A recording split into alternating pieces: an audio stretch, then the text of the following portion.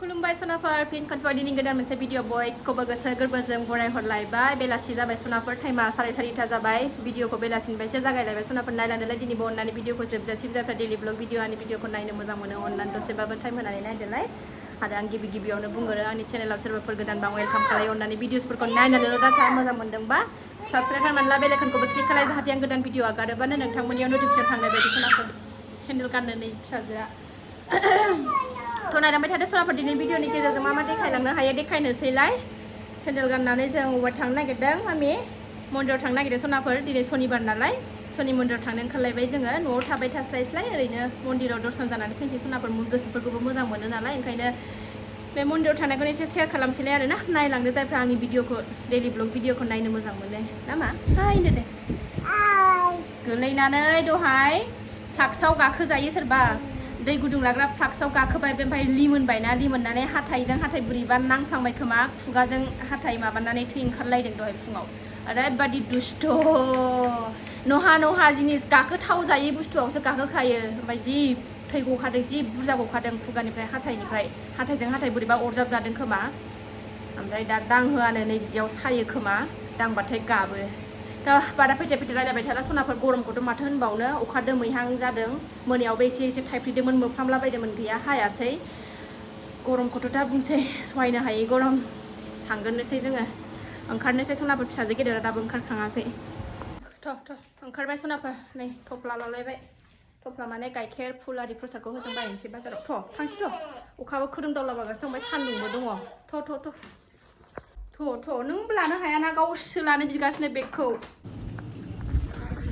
मोनफैबाय सनाफोरनि मन्दिराव मोनफैनायजों नै अखा थाइफ्रिनायजों जाबावबायसो दिनैबो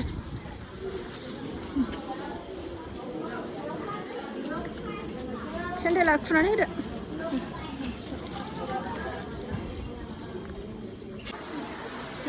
अखाया हाबायबो नै फुजा होखांनानै लाबाय आङो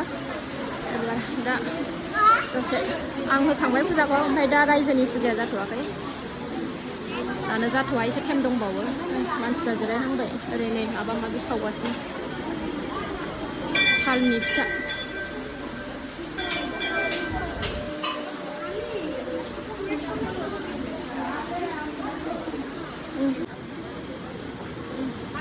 थालनि फिथा मालाय जि मोजां सावगासिनो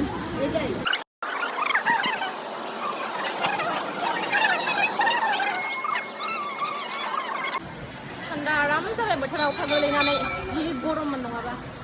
हाला अखा हानानै सानसे मोनलायथारबाय थान्दानो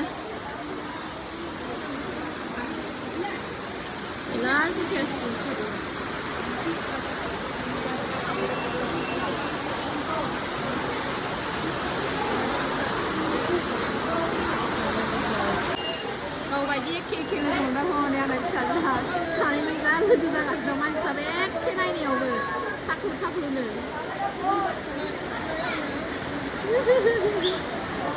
सानै लोगो जागासिनो नै हारसा गथ'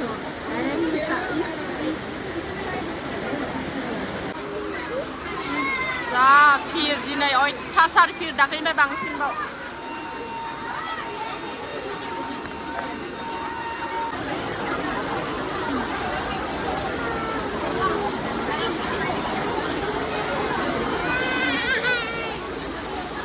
दारि जाखांजोब्बाय अखायाबो दाबो गारा जायगायानो गैला थानोनो नै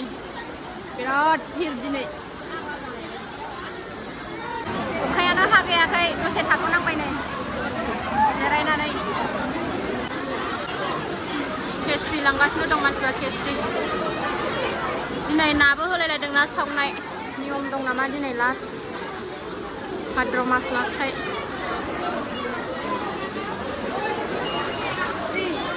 अखा हागायाबाथ' थांनो मोननाय नंला जोंहा साथाबो लाबोआखैना अखाया एसे गारथ'बायनो थांसै सेन्देलानो अबाव थांजोबखोथाय मिथिला थांबायसो नामा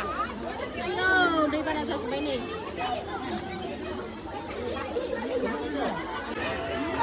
सेन्देलानो गोजावजोब्बाय नै बयनाबो फारसे मोनाखै आंहाबो सेन्देल नागिरनानै दावराव दाना सनाफोर जेने थेने न'आव सफैबाय फैनायजों अखाया ओरैनो लामायावबो एसे लोगो मोनबावदों अखाखौ ओमफ्राय फैनानै नै जि ज्राम न' सिङाव स्कुटि सोनायजों गेट खुलिनानै ओमफ्रायो जा ज्राम ज्राम अखा हानायजों दुगैखांनानै लाखांबाय दुगैनांलायलाया ओरैनोबा प्रसाद आरिल' खेसि आरिल' जाबा ओमफ्राय दिनै ना जाबा दुगैनांगौनो ना मेदों खोमा थालिर बिलाइयाव माबानानै खाथ्रि बिलाइ आरियाव माबालायनानै नियम दं खोमा दिनै जाय जानांगौनो बिदि मोनजाबोबाय ना एसे प्रसाद बायदि आरो बुरजा नङा माब्रै माबासो मेनायमोन खोमा नाया ओमफ्रायो बेखौनो मोनजाबोबाय दिनै ओंखायनो दुगैफैनांबाय ना जाबा दुगैनांगौनो दिनै ओंखायनो दुगैफैबाय जोङो दासो दुगैना लाखांबाय सेन्देलबो नागिरनांबायना दसे सेन्देलाबो दैजों गोजावजोबनानै नागिरनांबायना दसे मोनफिनबोबाय जुथाखौबो जुथा नागिरनायावनो टाइम थांबाय सेन्देल नागिरनायावनो बिसोर सानैनिया गोजावाखै आंनिया गोजावलांदोंमोन ओरैबायदि भिर मानसि हाबाब आथिं होनोनो एरायनो जायगा गैया मालाबा बिदि भिर जाया ओरैनो थांबाय थाखायो नालाय ओमफ्राय बे भाद्र मास लास्टखाय खोमा ओरैबायदि भिर जादों दाख्लैबो बारा गैयामोन दंबाबो एसे खममोन ओमफ्राय दिनै बांसिन सोनाफोर नेक्स्ट मर्निं जालायबाय मैया मन्दिरनिफ्राय फैनानै आं भिडिअखौनो बानायस्रायासै उन्दुबायसो ओंखामबोथ' जाफैखायासै नालाय होजोंनो जानानै फैखाबाय नालाय प्रसाद आरि फैनानै डाइरेक्ट दुगैनानै मानानै उन्दुबाय ओमफ्राय नै मर्निंनिफ्रायसो दिनै जागायलायफिनबाय सनाफोर दिनै सानडे फिसा सानैबो दाबो सिखाराखै 7:30 जाबाय खामानि जोबस्रांजोब्बाय आंना फुंनि हाबाफारियाबो फुंनि खामानिफ्रा जोबस्रांजोब्बाय फुजा थुजा होनानै लाखांबाय सनाफोर फिसाजोफोरखौ नेदों आङो सानैखौबो साहा लोंनो दिनै सिखाराखै दाबो नै फिसाजो गेदेराबो स्कुल गैयाबाथाय एसे उन्दुथों होननानै दोनो आङो मानो होनबा सानफ्रामबो फुङावनो सिखारबाय थानाय जायो नालाय ओंखायनो एसे रेस्ट लाथों होननानै फोजाथ'वाखै आङो बोथोरा मोजांथार अखा हादोंमोन ना मैया ओमफ्रायो दाबो एसे थाइफ्रिबावदोंमोन थेवबो सान्दुं बारा गैया बार खोलो बारगासिनो दं मोजां बोथोरा बिदि दिन थान्दाबाथाय बिराद मोजां मोनो आरोना भिडिअखौबो खालायनो ओमफ्राय बे गरमबाथाय भिडिअ मारगुलि आरोना खालायनोनो गोसोखौनो खालायनोनो गोसोखौनो जाया भिडिअखौ थ' फिसाफोर सिखारबा गाइखेर साहा गोथाव लोंनोसै सनाफोर दखानाव थांखोमानानै फैनांसै फिसाफोर सिखारनायावनो दखानाव थांनो नागिरदों आङो सिखारथ'वाखै सानैबो हारसिं थांनानै फैनोसै थबनो बिदि एसे हारसिं एखनबा थाबायनो मोनबा मोजां मोनलायलायो बेसे मोदोमाव फिसा बायै थाबायबावनो आरोना आंगायलायथारबाय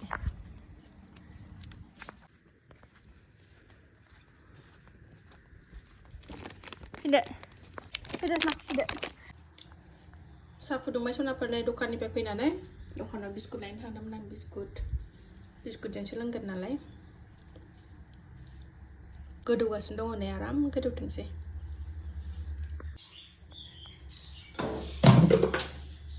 जा मोजां माखन खालायलायनाय फुदुंथारबाय नै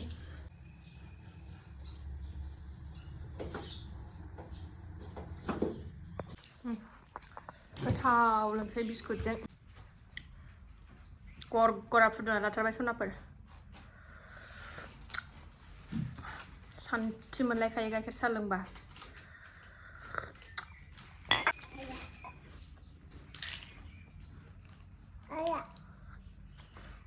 साहाखौ गैला होनना सोंफैलायनो नाथाय फिसाजो उन्दैया गैला नों लोङाना साहा गाइखेरसो लोंनांगौ नोङो नोंना गाइखेरा गुसु जाथारनांगौ साहाखौसो गैला जाफैलायो